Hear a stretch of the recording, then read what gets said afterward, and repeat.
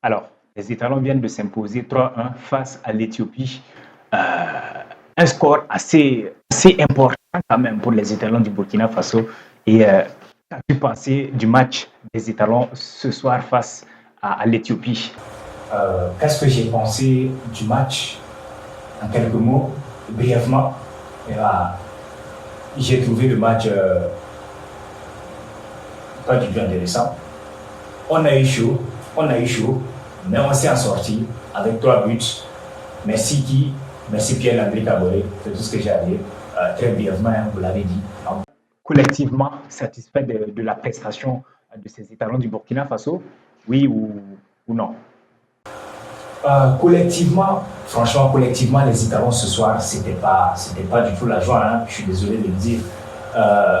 Pourquoi je dis que collectivement, c'était pas du tout ça? Parce que la première mi-temps a été difficile pour les Italiens du Burkina Faso. Dès les 5 premières minutes, ok, il n'y a pas de souci, on a senti que les Italiens avaient cette rage-là d'aller chercher devant. Ils avaient cette rage d'aller marquer. On s'est dit, ok, ça va. Je me suis dit moi-même devant ma télévision, et je l'ai dit, voilà, c'est ce qu'on veut des Italiens. Les Italiens qui font tourner la balle, qui combinent, qui changent de côté quand ça ne passe pas et qui ne forcent pas avec des balles longues. Et je crois que c'était une erreur pour moi de dire cela. Parce que juste après cela, les minutes qui ont suivi, c'est devenu n'importe quoi. Les Italiens du Burkina Faso qui ont commencé à chercher des balles longues, qui ont commencé techniquement à pêcher, à beaucoup pêcher d'ailleurs. Donc ça fait que collectivement, il n'y avait pas assez cette fluidité-là. Je l'ai dit lors du match passé également. Lors de l'avant-dernière journée, je l'ai dit, il n'y avait pas cette fluidité. Aujourd'hui aussi, il n'y avait pas de cette fluidité entre la défense, le milieu du terrain et l'attaque. Les combinaisons n'étaient pas du tout cela. Donc, pour moi, collectivement, ce n'est pas encore ce qu'on attend des Italiens du Burkina Faso collectivement. Et donc, il va falloir s'améliorer à ce niveau-là. Qu'est-ce qui ne t'a pas satisfait côté attaque, niveau étalon? Et ce qui t'a satisfait, bien évidemment, parce que certainement, tu n'as pas été mauvais, parce que c'est quand même l'attaque qui marque les 3 buts. En attaque, je commence par ce qui m'a satisfait. Pierre-Landry Caboret, pour moi, c'est la satisfaction de ce match niveau attaque. Pierre-Landry Caboret, il est sur le banc, Mohamed Konaté est dedans. C'est un peu difficile. Tango Ouattara, c'est un peu difficile, mais on va y revenir. Pierre-Landry Caboret, coaching gagnant aussi pour Brahma Traoré, il faut le souligner. Alors on le critique, mais quand il fait aussi quelque chose de bien, quand il fait aussi les choses très bien, il faut le souligner. Aujourd'hui, il fait très rapidement les changements avec l'entrée de Pierre-Landry Caboret qui entre et qui prend ses responsabilités, qui se trouve au bon endroit, qui a les bons placements. Même s'il a souvent été hors jeu, on a vu aujourd'hui quand même un attaquant qui a le sens du but. Il est entré, les balles qu'il a reçues, il les a mis au fond.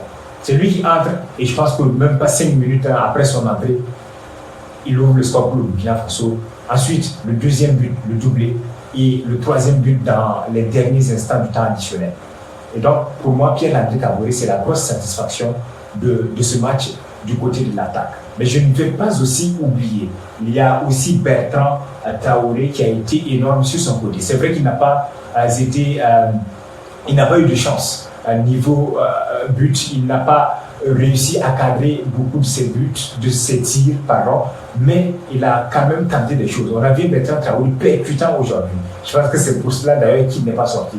On a vu un Bertrand Traoré qui a mis l'impact au moment où, sur le côté gauche de Tango Ouattara, ça n'allait pas. Et donc, pour moi, Bertrand Traoré, c'est aussi une satisfaction au niveau de l'attaque du Burkina Faso lors de ce match contre l'Éthiopie. Et voilà, ce n'est pas seulement Pierre-Landry Caboret, il y a aussi Georgie Minungu, dont je voulais parler du côté de l'attaque.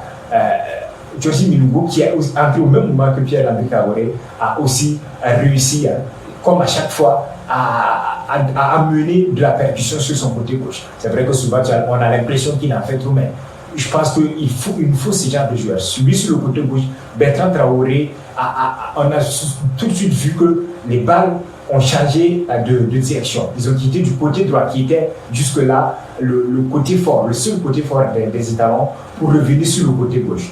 Et c'est grâce à l'entrée de Georges Mengo et qui est aussi à féliciter. Au milieu de terrain, on rappelle, au milieu de terrain, il y avait Zungrana. Dans le 11 de départ notamment, il y avait Zungrana, il y avait Ismaïla Ouedraogo et il y avait Stéphane Aziz qui... Ok, le milieu de terrain maintenant. On va parler du milieu de terrain et je commence par Zungrana. Aujourd'hui, moi, je n'ai pas été du tout satisfait par la prestation de Mohamed Zungrana. Zungrana, dans le milieu de terrain, c'était difficile. Beaucoup de fautes, beaucoup de précipitations. Et il n'était pas seul derrière. Ismaïla Ouedraogo, il récupérait, c'est vrai que c'est le seul qui revenait surtout décrocher. C'est lui qui décrochait pour demander la balle, même si ce n'était pas assez juste techniquement dans les transmissions. Il faisait quand même des efforts. Zungrana, c'était un peu difficile. Aziz Ki, au début du match, c'était difficile.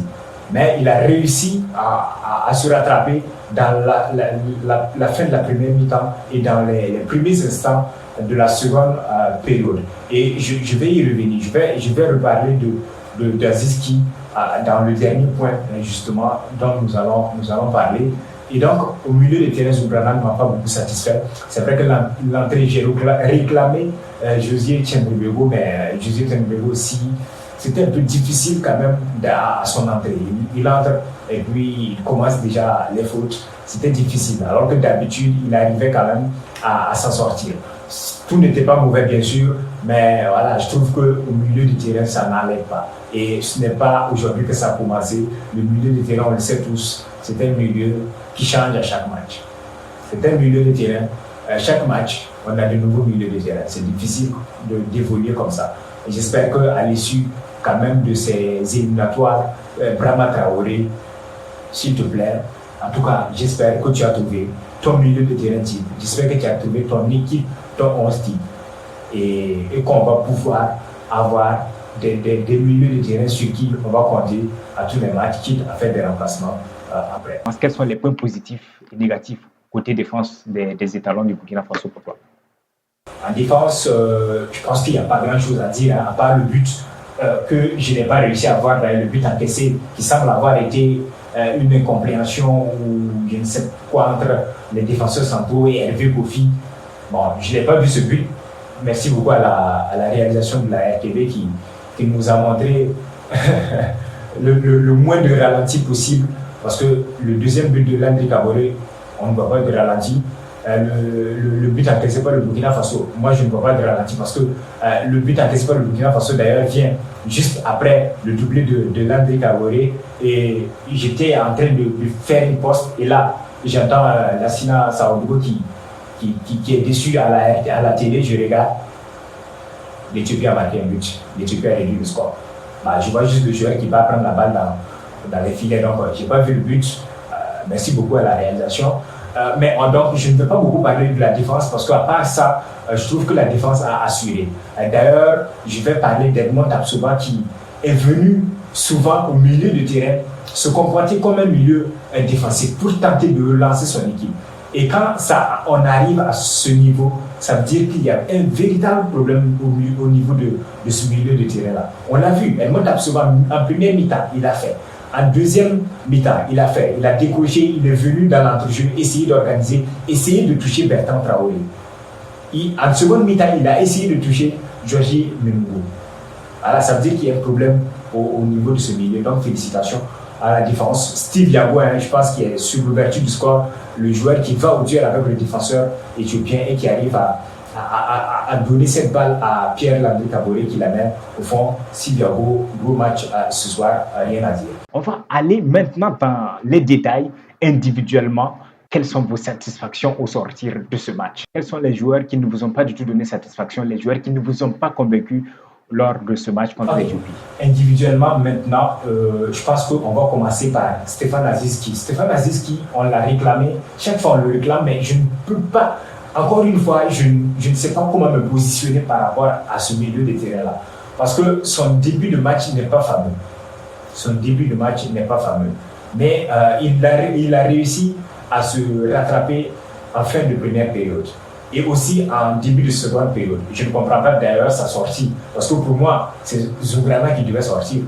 Je suis désolé, mais en seconde période, Aziz Ki, il te fait voilà, des contrôles magnifiques, des passes pour Bertrand Traoré, voilà, qui n'arrive pas à conclure de belles passes. Et il avait réussi à reprendre confiance en lui-même. Et c'est au moment où il réussissait à entrer dans son match qu'on le fait sortir. Donc, moi, c'est difficile de me positionner. Je ne le défends pas. Mais je ne peux pas me positionner. Je ne peux pas dire il a donné ça. Pour moi, il aurait dû continuer et on aurait dû le laisser continuer et prouver vraiment ce qu'il veut. Encore une fois, Brahma Traoré nous a laissé sur notre soif par rapport à Stéphane Aziz, le joueur de Casablanca au Maroc. Et quel joueur encore individuellement est-ce que je pourrais de qui est-ce que je pourrais parler individuellement? Peut-être Dango Ouattara. Je disais que j'allais revenir à Dango Ouattara. Très mauvais match de Dango Ouattara ce soir. Dango Ouattara, ce n'est pas Dango Ouattara qu'on attendait ce soir. La dernière fois, on a accusé la pelouse. Mais ce soir, on s'est rendu compte en fait que Dango Ouattara, il avait vraiment des problèmes sur son côté. Voilà. On a vu tout de suite la différence quand Jordi Mendy a appelé. Sur les appuis, sur les contrôles, sur les passes, sur les accélérations. C'était pas la même chose. C'est pas le Dango Ouattara qu'on a l'habitude de voir. Et donc Dango Ouattara ce soir, c'était vraiment compliqué. J'espère qu'il va pouvoir se ressaisir. C'est un grand joueur. On a beaucoup confiance en lui. Et ça arrive. Il y a des jours avec, il y a des jours sans. Aujourd'hui, c'était un jour sans. On espère qu'il va pouvoir se rattraper. Hermon Tapsoba, j'en ai déjà parlé. Zougrana aussi, j'en ai déjà parlé. Donc, je pense que c'est tout. Hein. C'est tout ce que je pouvais dire individuellement. Je pense que c'est les joueurs qui m'ont donné satisfaction individuellement. C'est Pierre-André Kaboré, triplé. Désolé Mohamed Konaté, mais voilà, le remplaçant direct ce soir entre et fait un triplé. On a beau vouloir te défendre, c'est difficile. Et donc, pour moi, Pierre-André Kaboré, c'est mon homme du match, bien évidemment. Sur le côté gauche, Jordi Mendy, Bertrand Traoré, c'est la ligne d'attaque, ce sont mes hommes du match. Pour terminer, Blati Touré qui entre et qui fait cette magnifique passe décisive pour Pierre-André Kaboré. Mais ça, c'était une merveille de passe. Ça, au moins, la réalisation nous a permis de le voir, même si les ralentis n'étaient pas fameux. En tout cas, félicitations aux Italiens pour ces 3 points pris. Du côté du Bamako, le Mali s'est imposé 4-1, je pense, contre Madagascar. Je ne sais pas encore ce que ça donne au niveau des classements des meilleurs deuxièmes, mais j'ose espérer que le Burkina Faso fera partie de ces meilleurs deuxièmes parce que Madagascar, c'était un concurrent direct à ces places, dans cette course aux 4 places de meilleurs deuxièmes. J'espère que le Burkina Faso fera partie. Ok, merci. On se retrouve très prochainement sur Dangri Sport pour d'autres vidéos. N'oubliez pas, abonnez-vous.